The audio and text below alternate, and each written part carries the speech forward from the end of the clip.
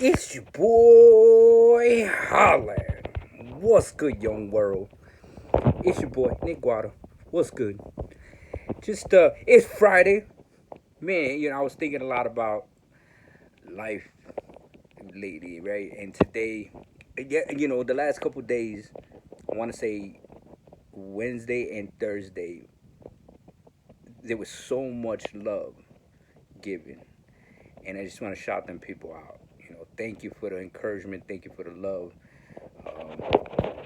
It's a great feeling to be loved.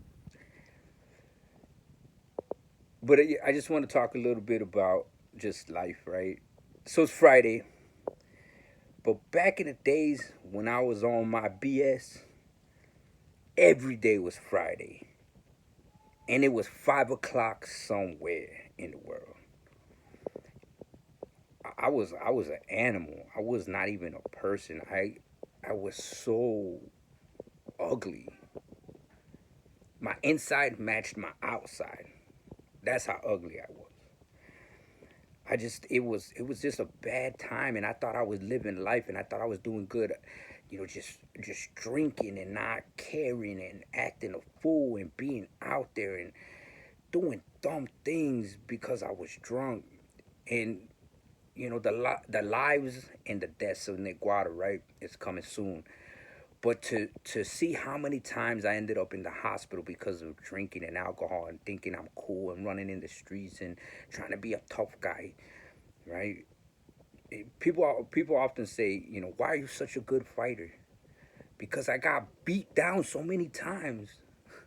Because I lost so many fights because I was drunk or because I thought I was a tough guy, because I this, that, and the other. It just made me push more. But the more I learned how to fight, the less I wanted to fight. But when I was drinking,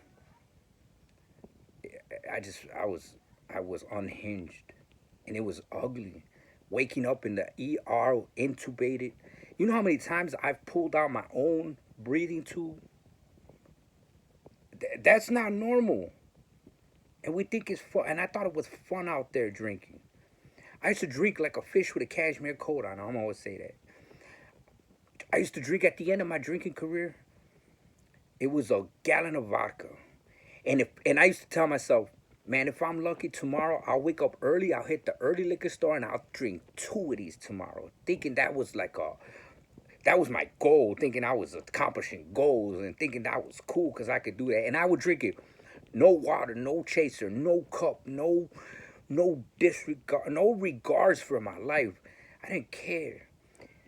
That's crazy. I would wake up and get to that early liquor store, the 7 o'clock liquor store, and just drink and not care. I was the alcoholic that would start drinking on a Thursday, wake up on a Monday thinking it was Friday. What kind of life is that to live? And I thought it was fun and I thought it was cool. I mean, don't get me wrong. There was a lot of good in my life in those at those times, and I'm lucky I wasn't an everyday alcoholic. I was a binge alcoholic. So I would do that binge 4, 5, 6 days, and then I wouldn't drink for a month, 2 months. That's my cycle. That's how I lived. And then and then you see these flags.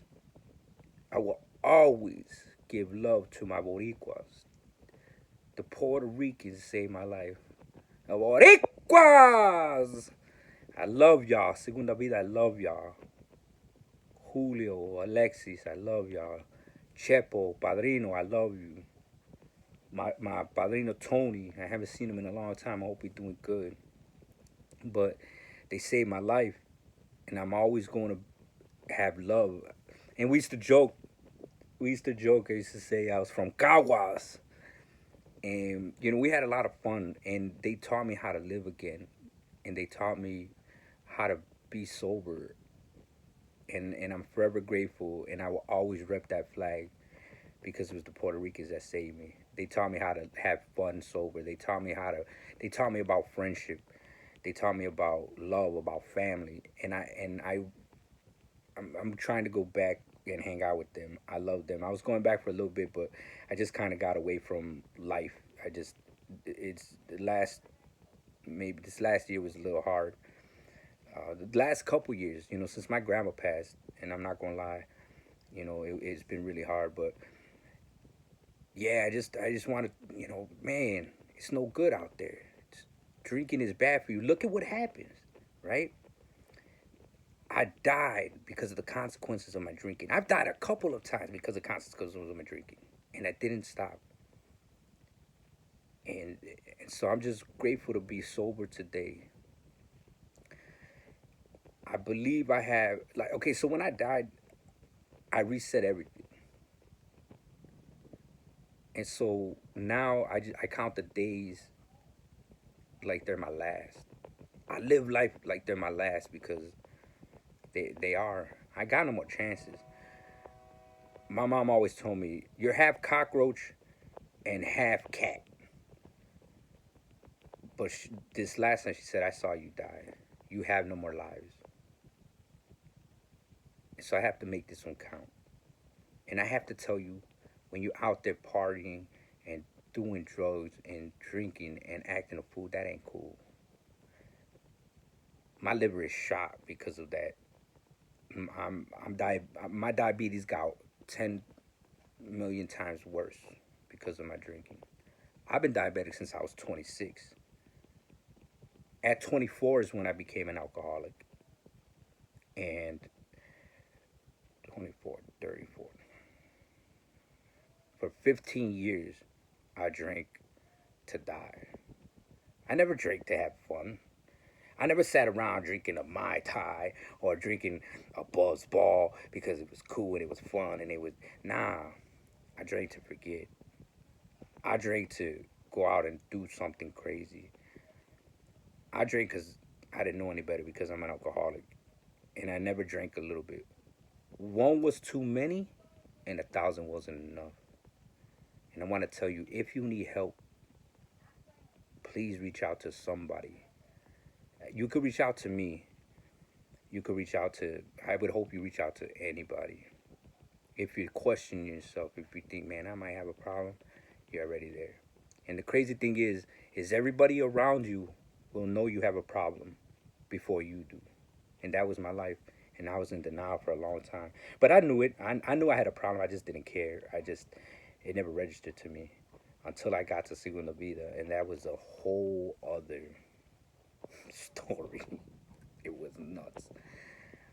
Those are the type of stories I would tell you in person. But it scared me straight. Now imagine you're in a place, they're screaming at you. You don't even understand the language. And you don't understand what they're saying because it's not the same as Mexican Spanish. And I didn't know Spanish very too much in depth like that to live with Puerto Ricans and to like I did 1,267 hours of therapy in a 6 month period at that time, and it was it scared me straight. And then I got away from therapy and I got away from um, groups because it just wasn't for me at that time. But I now I'm able to realize and I'm able to say like that is what kept me right. That's what kept me sober. That's what kept me good.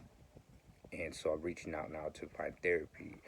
And as soon as I could get out, go back to my group and go back to these crazies because they got a great way of seeing life in terms of sobriety and what it takes for a person like me to be sober and to live life on life's terms. But the past couple of days, I got a lot of love, and people are like, "Man, please share more." And um, you know, there's a like I love going back to my own neighborhood and to see those guys, and you know, for them to keep me out of trouble and to say, "Man, that's a good thing you're not drinking," or "Man, you dying like that," or "That what happened to you was a good thing because maybe now you're learning." They had been telling me, for years, and uh, my neighbor across the street, he's one of the boys, and he's always was like, "You don't have to be out here, man. You're too old to be out here. You're too old to be acting a fool with these young dudes. Go home, go inside," and things like that. And that's love, right? And or he would just kind of he would make sure that I didn't get too crazy, and or he would take the bottle and he would just be like, "Be cool, man." And but obviously, I was stubborn or I was dumb or whatever it was. But he hugged me, and then I seen another one of my friends. Like I grew up with him, so we were older, and I knew his brother. And his brother's about my age, is maybe a little bit older. And I saw him, and he was young. So if we were like 10, 12, they were like 7, 8, running around with us playing football on the block, and running around playing tag one, tag all. Close the door, please. And so sorry about that. Um, yeah, so I saw him and he just spent 50, he did a 15 bid, and to see him out and for him to show love and say, "Hey, bro, I didn't even recognize you," and we hug, and I got to pray for him, encourage him to stay out, to do good, you know. And then now he, like, I grew up with him, and I seen him as a little kid, like he was 7, and to see him grow up and wildcat since he was 7. But now he's older, and he got his head on straight now.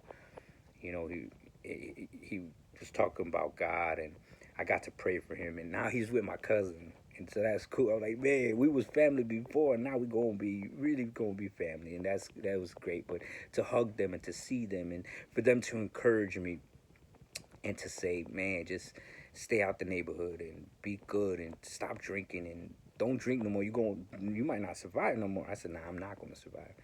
And then another one of my friends from the boxing gym, he was like, man, we want more content, and that's just encouraging to see, to be able to pray for people from the hood, and that we grew up with doing crazy things. Like I've known this, we're 44, so I've known him for like more than 30 years, and some my my true friends have come from that block, and that's how I always rep it, and to say that that's who made me, good and bad, and that's why my business is team honoring, right? It's it made me who I was, especially with the sports. I would never have been so great if it wasn't for them kids on that block, and we would play football every day, and they kept me out the game when I was young, and but obviously I couldn't even do that right. I couldn't even gangbang right. And then they kicked me out. And then, let's be honest. And then later on, I came back, and I was just, you know, just out there, like associated or whatever they say. I'm lucky I never got the tattoos. But, I never was branded. But, if they see you around, and my family is, it goes way back, generations and generations. I got lucky because they saw something in me and they didn't let me be out there. And there was a lot of people in my life that saved my life, and I'll say, man, this guy saved my life. Man, this guy saved my life, or they saved my life. And you'll hear that a lot, because a lot of times I was almost dead if I didn't die. And it's a curse, and I pray against that, and I'm trying to break that curse. And I think this time I broke it because I saw God this time. But it's all because of the drinking, all because I wanted to be cool. Be careful, young world. Alcohol is evil. There's nothing good that comes out of drinking. And nothing good happens after 10 o'clock. Think about your future. I could tell you a million stories, but I'm thankful for Segunda Vida and the Boricuas that got me sober. And now, like I said, I think I'm only counting from the day that I woke up, or it's been about 20 something days. And so that's when my sobriety calendar starts again. When I came back, and this time I was just a dry drunk for a long time, and then I was just a drunk, and then I was back to the old ways, and now I'm gonna work on my sobriety, and to you know practice my principles in all my affairs. I'm grateful for my groups. I'm gonna call right now. I'm gonna get some therapy. I'm gonna call this place, and because this whole ordeal has messed with me in my head. Like the physical is never a problem. I can handle pain. I'd rather have somebody punch me in the face than tell me that I'm stupid, because it's the mental parts of my life that really screws me over.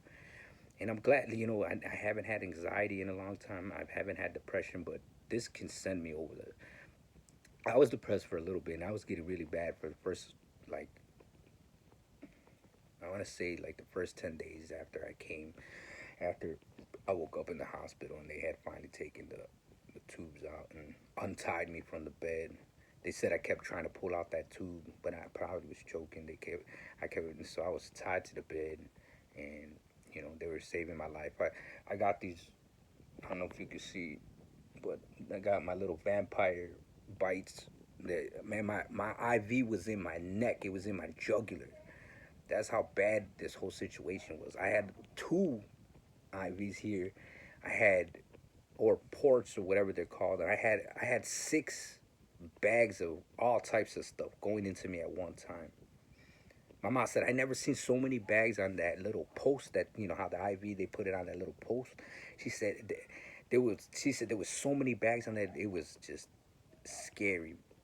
My mom said it was scary to see how much stuff they were pumping into me trying to keep me alive. It's not worth it. Love life. Be good. Help others. Love thy enemy. It's, I gave my life to God and I searched God's will out. He has me here for something greater. And so I'm working on trying to be God, trying to be love, being Christ like. And I would recommend you find a higher power, because that's what kept me sober. And I have to just go back to what that was. And real time recovery, yeah, this real time recovery. And I can't go live yet.